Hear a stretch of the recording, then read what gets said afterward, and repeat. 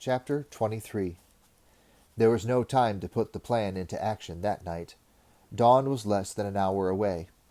At one stage, Will had suggested that Horace and Evangeline should leave him behind to burn the bridge, while they rode to take the news to Aurelian, but Horace had refused. "If we go now, we won't know if you've succeeded or not, so what do we tell the king? There might be a bridge, or there might not be," he said, in another example of the common sense that had become part of his thinking. "And besides, destroying a bridge this size might be little more than you could manage alone, even for a famous ranger like yourself." He smiled as he said the last words, to let Will know he meant no insult. Will conceded the point. Secretly, he was glad they would be with him. He shared Horace's doubt that he might not be able to handle the task alone. They slept fitfully until dawn, finally woken by the sounds of shouting and whips as the Wargals drove the miners back to their task of finishing the bridge. Throughout the day they watched them with alarm, as the completed footway crept closer and closer to the side of the ravine where they lay hidden. With a sinking feeling, Will realized that the estimate given them by the dying miner was not to be relied upon. Perhaps the extra number of slaves were the reason, but it was obvious that the bridge would be all but completed by the end of the following day. "We'll have to do it tonight." He breathed the words in Evangeline's ear. The two of them lay prone on the rocks overlooking the building site. Horace was a few meters away, dozing quietly in the cold morning sun. The girl shifted her position so that her mouth was closer to his ear and whispered back, "I've been thinking. How will we get this fire started? There's barely enough wood around here for a decent campfire." The same question had been taxing Will's brain throughout the night. Then the answer had come to him. He smiled quietly as he watched the group of Celt miners hammering pine boards onto the bridge framework to form the roadway. "There's plenty of good firewood here," he said, "if you know where to look for it." Evangeline glanced at him, puzzled, then followed the line of his gaze. The frown on her forehead disappeared, and she smiled slowly. As dusk fell, the Wargals herded their weary, starving slaves back from the bridge and into the tunnel. Will noticed that by the end of the afternoon, the work of enlarging the tunnel seemed to have been completed. They waited an hour longer until full darkness. During that time there had been no sign of any activity from the tunnel. Now that they knew to look for it, they could see the loom of firelight from the valley on the other end of the tunnel, reflecting on the low, scudding clouds. "I hope it doesn't rain," said Horace suddenly. "That'd ruin our idea all right." Will stopped in his tracks and looked at him quickly. That unpleasant thought hadn't occurred to him. "It isn't going to rain," he said firmly, and hoped he was right. He continued on then, leading Tug gently to the unfinished end of the bridge. The little horse stopped there, ears pricked and nostrils twitching to the sense of the night air. "Alert," said Will softly to the horse, the command word that told him to give warning if he sensed approaching danger. Tug tossed his head once, signifying that he understood. Then Will led the way across the uncompleted section of the bridge, stepping lightly as he crossed the narrow beams above the dizzying drop. Horace and Evangeline followed, more carefully, with Horace heaving a sigh of relief when they reached the point where the planking began. He noted that compared to the previous night, there was a much shorter distance to traverse before reaching the completed section. He realized that Will was right. Another day would see the bridge finished and ready for use. Will unslung his bow and quiver and laid them on the planking. Then he drew his sax knife from its scabbard and, dropping to his knees, began to pry up one of the nearest planks from the bridge walkway. The wood was soft pine, roughly sawn, and perfect firewood. Horace drew his dagger and began prying up the planks in the next row. As they loosened them, Evangeline moved them to one side, stacking them in a pile. When she had 6 planks, each one over a meter long, she gathered them up and ran lightly to the far side of the bridge, stacking them on the far bank of the fissure, close to where the massive tarred cables were fastened to wooden pylons. By the time she returned, Will and Horace were well on the way to removing another 6. These she took to the other cable. Will had explained his plan to them earlier in the day. To make sure there was no remaining structure on the far side, they would need to burn through both cables and pylons at that end, letting the bridge fall into the depths of the fissure. The Wargals might be able to span the fissure with a small temporary rope affair, but nothing substantial enough to permit large numbers of troops to cross in a short time.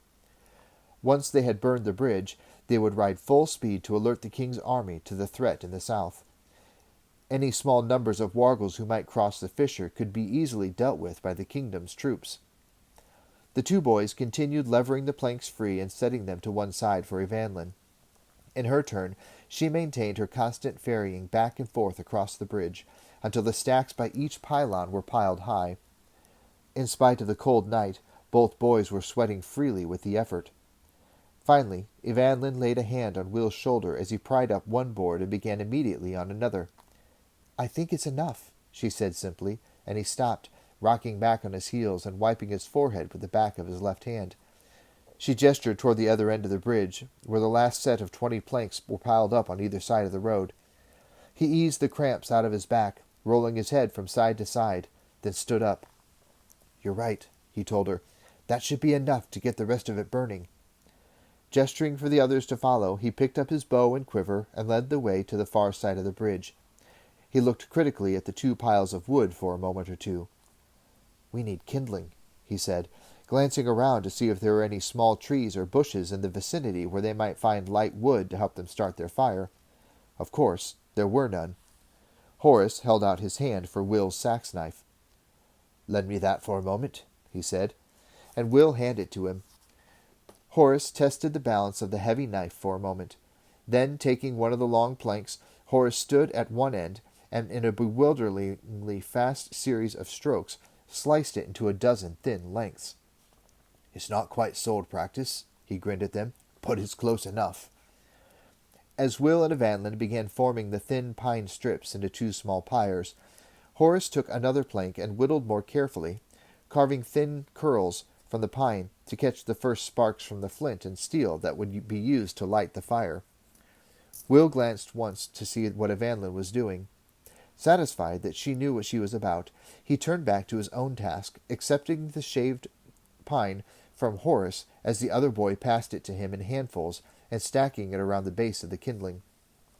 As Will moved across to Evanlin's side to do the same with her pyre, Horace split a few more planks in halves, then snapped the thinner lengths in 2. Will looked up nervously at the noise. "Keep it down," he warned the apprentice warrior. "Those wargals aren't exactly deaf, you know, and the sound might carry through the tunnel." Horace shrugged.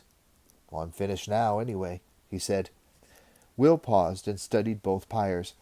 Satisfied that they had the right combination of kindling and light wood to get them going, he motioned the others to cross back to the other side.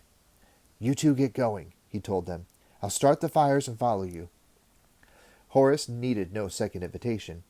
He didn't want to have to run across the bare beams of the bridge with the fire licking around the cables behind him. He wanted plenty of time to negotiate the gap. Evanlin hesitated for a moment, then saw the sense in what Will had said. They crossed carefully, trying not to look down into the agonizing depths below the bridge as they negotiated the last 10 meters. There was a wider gap now, of course, as they'd removed some of the boards that formed the road surface. Safe on the other side, they turned and waved to Will. They saw him, a crouched, indistinct figure in the shadows beside the right-hand bridge support. There was a bright flash as he struck his flint and steel together, then another, and this time a small yellow glow of light formed at the base of the piled wood as the pine shavings caught fire and the flame grew. Will blew on it gently and watched the eager little yellow tongues spread out, licking at the rough pine, feeding on the flammable resin that filled the grain of the wood, and growing larger and more voracious by the second. He saw the first of the thin stakes take fire. Then the flames shot up, licking greedily around the rope balustrade of the bridge and beginning to reach for the heavy cable. The tar began sizzling. Drops melted and fell into the flames, flaring up with bright blue flashes each time. Satisfied that the first fire was well under way, Will ran to the opposite side and went to work with his flint and steel once more. Again the watchers saw the bright flashes, then the small, rapidly growing pool of yellow.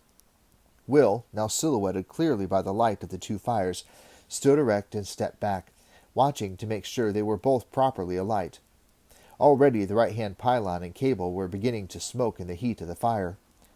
Satisfied at last, Will gathered his bow and quiver and ran back across the bridge, barely slowing when he reached the narrow beams.